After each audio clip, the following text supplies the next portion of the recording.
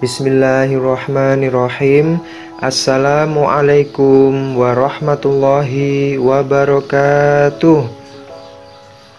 Bagaimana kabarnya anak-anak kelas 5 MIT Ar-Rayhan Lawang? Semoga semuanya tetap sehat dan semangat belajar ya. Alhamdulillah, pada kesempatan kali ini kita akan belajar materi IPS yang ada di tematik 5C subtema 3. Nah, anak-anakku semua, materi yang akan disampaikan berjudul Pembangunan Sosial Budaya di Indonesia. Kira-kira kalian tahu nggak arti dari pembangunan sosial budaya? Sebelum itu, pembangunan diartikan sebagai suatu proses perubahan di berbagai bidang kehidupan, seperti bidang ekonomi, politik, pendidikan, dan masih banyak yang lainnya. Pembangunan juga dipahami sebagai suatu rangkaian usaha dalam pertumbuhan dan perubahan yang memerlukan suatu rencana menuju kehidupan yang lebih baik di suatu negara. Nah, sedangkan arti dari sosial adalah suatu proses atau cara setiap individu berinteraksi dan saling berhubungan. Nah, sedangkan pengertian dari budaya itu sendiri merupakan pikiran, akal budi, atau adat istiadat yang berkembang di masyarakat. Nah, dari beberapa pengertian yang telah saya uraikan tadi, dapat ditarik sebuah kesimpulan bahwa pembangunan sosial budaya adalah suatu proses perubahan dalam bidang sosial dan budaya yang direncanakan untuk meningkatkan kesejahteraan dan kualitas hidup masyarakat. Pembangunan sosial budaya itu tidak bisa dilepaskan dari proses pembangunan ekonomi karena keduanya saling berpengaruh satu sama lain. Sebagai contoh, dengan membeli produk hasil karya budaya daerah-daerah di Indonesia, kita berarti telah berpartisipasi dalam proses pembangunan sosial budaya di Indonesia dan ikut membantu menyejahterakan warga atau usaha kecil di dalam negeri. Nah, yang selanjutnya tentang aspek-aspek sosial budaya dalam kehidupan masyarakat suatu negara. Yang pertama, ini ada bahasa. Bahasa merupakan salah satu identitas suatu bangsa atau negara yang sangat perlu untuk dikembangkan dan dilestarikan. Ya, bahasa ini mempunyai peran yang sangat penting, yaitu sebagai pemersatu bangsa dan proses komunikasi. Yang kedua, adat istiadat atau tradisi. Nah, ini berkaitan erat dengan proses atau pola tingkah laku suatu masyarakat. Nah, sehingga menjadi suatu bagian penting dalam kehidupan masyarakat yang bersangkutan. Yang ketiga, itu tentang komunikasi sosial. Komunikasi merupakan salah satu aspek sosial yang paling penting dalam masyarakat, karena salah satu syarat utama suatu masyarakat adalah adanya interaksi atau hubungan antar individu di dalamnya. Nah, yang keempat yaitu nilai dan norma. Ya, nilai dan norma ini berlaku di dalam suatu masyarakat yang harus dipatuhi dalam menjalin kehidupan bermasyarakat. Nah, yang selanjutnya tadi sudah saya singgung sedikit bahwasanya pembangunan sosial budaya itu turut berperan dalam kegiatan ekonomi di masyarakat. Untuk membantu kelancaran kegiatan ekonomi, dibentuklah suatu organisasi sosial atau masyarakat yang berfungsi untuk mendukung kegiatan ekonomi tersebut. Nah, salah satu contoh organisasi sosial yang terbentuk adalah Koperasi Unit Desa atau yang disebut dengan KUD. Anak-anak sudah pernah dengar ya KUD, atau mungkin pernah melihat kantor KUD di daerahnya.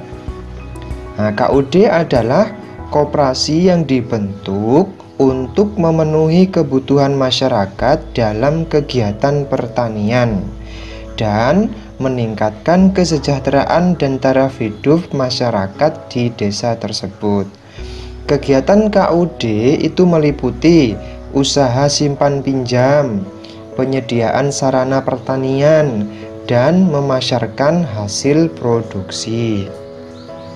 Berikut ini ada beberapa contoh organisasi sosial selain KUD yang berkembang di masyarakat. Yang pertama yaitu keluarga. Nah, keluarga itu adalah sekelompok orang yang terkait baik oleh kerabat atau dengan kelahiran yang diakui. Nah, fungsinya apa dari keluarga? Yaitu untuk menjaga kesejahteraan anggota yang hidup di daerah sekitar tempat tinggalnya. Nah, yang kedua adalah sekolah. Sekolah ini adalah suatu lembaga pendidikan yang dirancang untuk menyediakan ruang belajar dan lingkungan belajar untuk pengajaran siswa dan di bawah arahan guru. Sekolah sendiri itu ada yang namanya pendidikan formal dan pendidikan non formal. Kalau yang formal ini berupa sekolah yang kita tempati, sedangkan yang informal itu berupa lembaga kursusan itu ya. Nah, yang ketiga ini adalah panti asuhan. Panti asuhan adalah contoh lembaga sosial yang bertujuan untuk menampung, mendidik, dan memelihara anak-anak yatim dan piatu serta anak-anak terlantar. Nah, itu ya. Yang keempat itu ada Karang Taruna. Nah, Karang Taruna ini adalah suatu organisasi kepemudaan di Indonesia yang ada di tingkat desa atau kelurahan. Nah, di situ tujuannya adalah untuk membina dan mengembangkan bakat atau minat para pemuda yang ada di desa. Yang kelima ada Palang Merah Indonesia atau yang disingkat dengan PMI. Ini adalah suatu organisasi perhimpunan nasional di Indonesia yang bergerak di bidang sosial kemanusiaan. Seperti yang kita ketahui, di kegiatan Palang Merah Indonesia itu biasanya ada yang namanya kegiatan donor darah. Nah, itu biasanya kita menyumbangkan darah kepada orang yang membutuhkan. Nah, yang selanjutnya ada yang namanya Siskamling. Siskamling ini adalah sistem keamanan lingkungan. Nah, biasanya dalam Siskamling ini itu tujuannya adalah untuk menjaga keamanan dan ketertiban di lingkungan tempat tinggal. Itu ya. Yang selanjutnya ada Ormas atau organisasi kemasyarakatan. Nah, ini juga termasuk organisasi sosial yang dibentuk atas dasar sukarela oleh masyarakat sekitar. Nah, kemudian yang selanjutnya ada yang namanya bank. Bank adalah suatu lembaga keuangan yang bertujuan untuk menerima setoran dan memberikan pinjaman berupa uang. Nah, yang selanjutnya ini tentang tujuan pembangunan sosial budaya.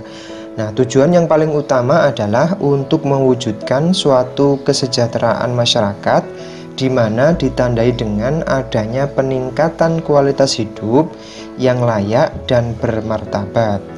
Secara umum, arah kebijakannya itu menyangkut beberapa bidang kehidupan. Yang pertama ada bidang kesehatan. Nah, di dalam bidang kesehatan ini tujuannya adalah peningkatan mutu dan kualitas kesehatan, termasuk kualitas sumber daya manusia dan lingkungan sehat. Yang kedua yaitu keagamaan. Nah, keagamaan ini bertujuan untuk menciptakan kehidupan masyarakat yang harmonis tanpa adanya diskriminasi kepada suatu agama tertentu. Yang ketiga yaitu di bidang olahraga dan kepemudaan. Nah, di sini tujuannya adalah untuk mencegah generasi muda dari masalah-masalah sosial seperti penyalahgunaan obat-obatan terlarang, serta meningkatkan pembinaan atau pembibitan olahragawan yang berprestasi. Yang selanjutnya yaitu pemberdayaan masyarakat. Ini tujuannya adalah untuk menciptakan kondisi hidup masyarakat yang layak dan kondusif. Yang selanjutnya yaitu kebudayaan dan pariwisata. Nah, ini tujuannya adalah peningkatan pelestarian kesenian dan kebudayaan tradisional yang dapat berpotensi dalam pengembangan pariwisata daerah. Yang terakhir yaitu kesejahteraan sosial. Ini tujuannya adalah menciptakan kehidupan yang layak bagi setiap individu atau masyarakat yang didasarkan pada asas kemanusiaan yang adil. Nah, demikianlah tadi anak-anak penjelasan tentang pembangunan sosial budaya yang berkembang di Indonesia. Kira-kira anak-anak sudah paham penjelasan yang sudah disampaikan tadi? Kalau sudah, alhamdulillah. Terima kasih atas perhatiannya. Selamat belajar dan semoga materinya bermanfaat. Yang terakhir, jangan lupa jaga kesehatan, tetap semangat dan tetap bahagia. Kami akhiri. Wassalamualaikum warahmatullahi wabarakatuh.